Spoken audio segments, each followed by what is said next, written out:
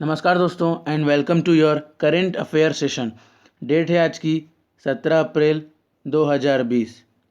आज के जो इम्पोर्टेंट करेंट अफेयर्स हो सकते हैं उसको हम डिस्कस कर लेते हैं। तो आगे बढ़ते हैं। चाहे तो आप हमें इंस्टाग्राम पे फॉलो कर सकते हैं, ट्विटर में फॉलो कर सकते हैं और इस वीडियो की पीडीएफ आपको हमारे Telegram channel @current affair session में प्राप्त हो जाएगी।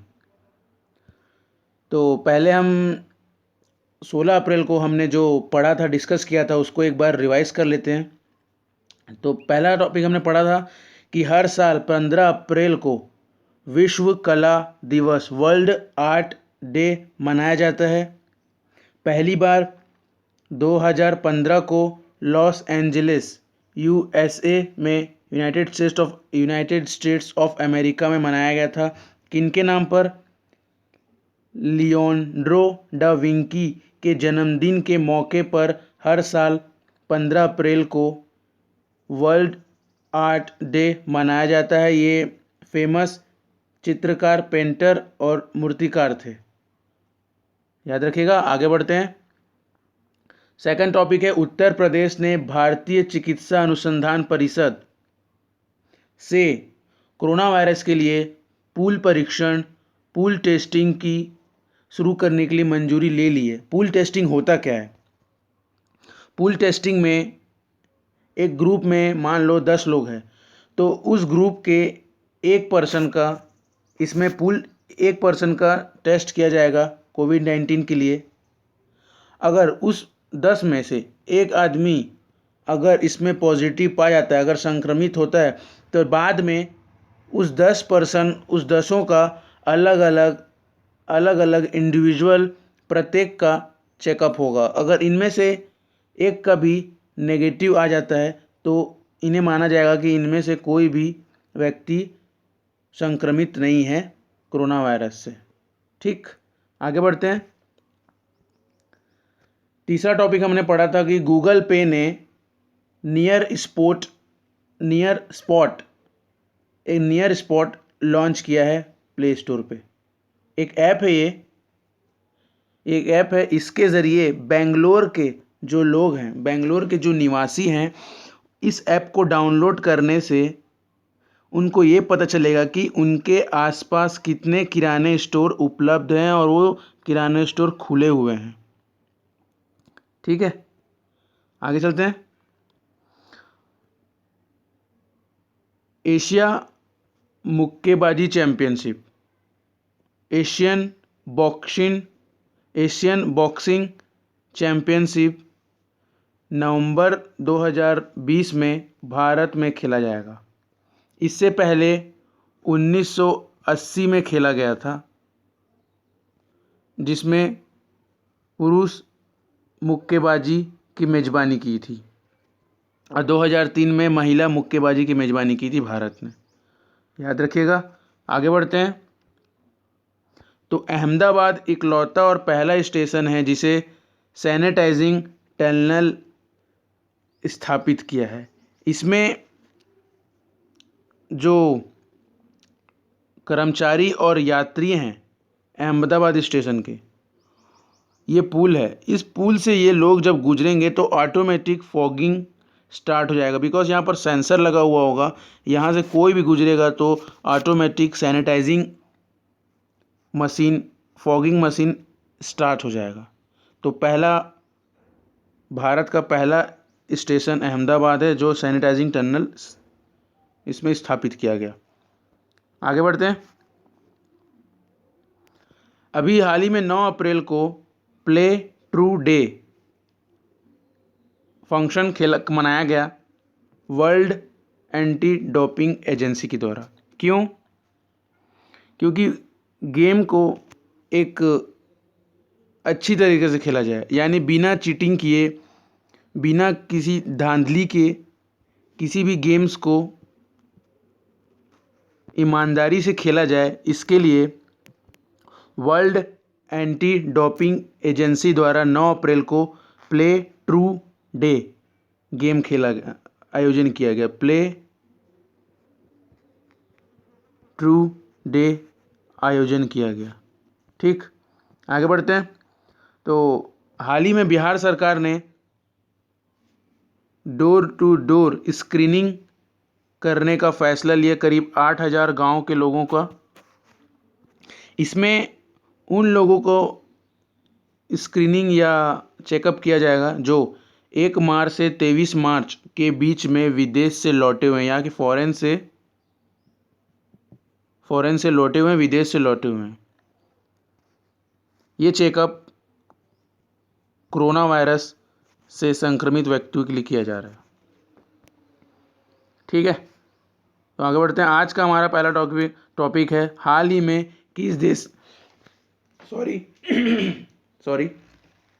हाल ही में किस देश ने भारत को 6.50 यानी कि 6.5 लाख किट भेजी है? तो इसका सही आंसर है चीन। इसका थोड़ा डिटेल जान लेते हैं। तो चीन ने भारत को हाल ही में 6.5 लाख किट भेजी। इस किट में रैपिड एंटीबॉडी टेस्ट और आरएनए एक्सटेंशन किट शामिल है। इसमें रैपिड एंटीबॉडी जो किट है, इसमें उस एरिया में टेस्ट किया जाएगा जो स्थान या जो प्लेस रेड जोन में नामित है, रेड जोन एरिया में घोषित है, या जिस एरिया को हॉटस्पॉट घोषित किया गया है। हॉटस्पॉट मतलब जिस एरिया में बहुत सारे व्यक्ति संक्रमित पाए जा रहे हैं कोरोना वायरस से, उस एरिया को हॉटस्पॉट कहते हैं। तो हॉटस्पॉट या रेड जोन में जो स्टेट या जो जिला डिस्ट्रिक्ट होंगे, उसमें ये रैपिड एंटीबॉडी टेस्ट का उपयोग किया जाएगा। आगे थोड़ा डिटेल जान लेते हैं चाइना के बारे में। तो चाइना एक ईस्ट एशिया कंट्री है, यानी कि पूर्वी एशिया कंट्री है, यानी कि एशिया के पूर्व में स्थापित है ये कंट्री चाइना, और भारत के उत्तर में है। विश्व की सबसे ज़्यादा जनसंख्या वाली जो देश है वो चाइना है। दूसरे नंबर पे है भारत, जो कि 2027 में चाइना को भी क्रॉस कर लेगा। और इसकी कैपिटल है चाइना की बीजिंग, और यहाँ के प्रेसिडेंट है जी पिंग। ठीक है, ये थी हमारी इसमें डिटेल चाइना के बारे में। आगे बढ़ते हैं। सेकंड टॉपिक है हाल ही में 15 अप्रैल 2020 को हिमाचल प्रदेश दिवस मनाया गया। इस वर्ष प्रदेश का कौन सा वर्षगांठ था? तो ये था इसका 73वां दिवस, 73वां वर्षगांठ था। ठीक, इसका थोड़ा डिटेल जान लेते हैं हम। तो हर साल 15 अप्रैल को हिमाचल दिवस मनाया जाता है। 1948 में हिमाचल प्रदेश का गठन किया गया और इस वर्ष 73वां हिमाचल दिवस मनाया गया 15 अप्रैल को। याद रखिएगा। इसका थोड़ा डिटेल जान लेते हैं हिमाचल प्रदेश के बारे में। हिमाचल भारत के उत्तर में स्थित है। यहाँ के गवर्नर है बंडारू दत्तात्रेय। मुख्यमंत्री हैं जयराम ठाकुर। और हिमाचल प्रदेश में की 2 राजधानी हैं, एक है शिमला और एक है धर्मशाला। शिमला को गर्मियों में शिमला को हिमाचल प्रदेश का राजधानी गर्मियों में समर डे में मनाया जाता है, समर डे में बना दिया जाता है। और विंटर सीजन में, सर्दियों में धर्मशाला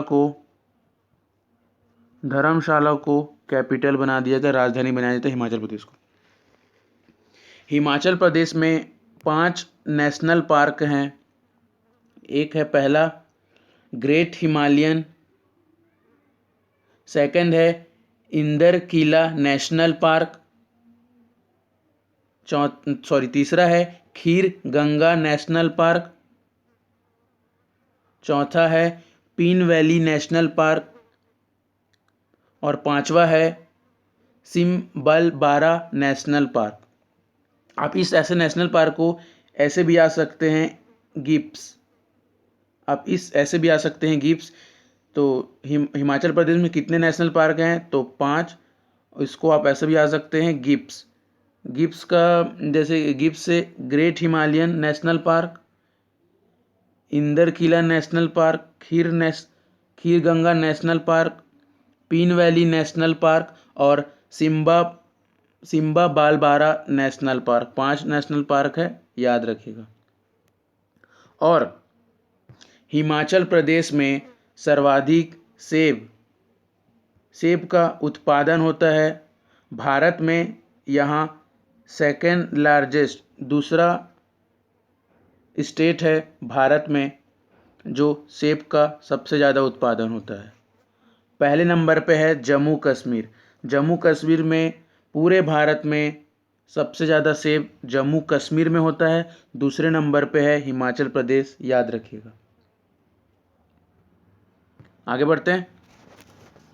थर्ड टॉपिक है, हाल ही में भारतीय खिलाड़ी रोहित शर्मा को किस देश के क्रिकेट अकादमी का ब्रांड एम्बेसडर बनाया गया? तो इसका सही आंसर है यूएई, यूनाइटेड अरब ऑफ अमीरात, इसका फुल फॉर्म।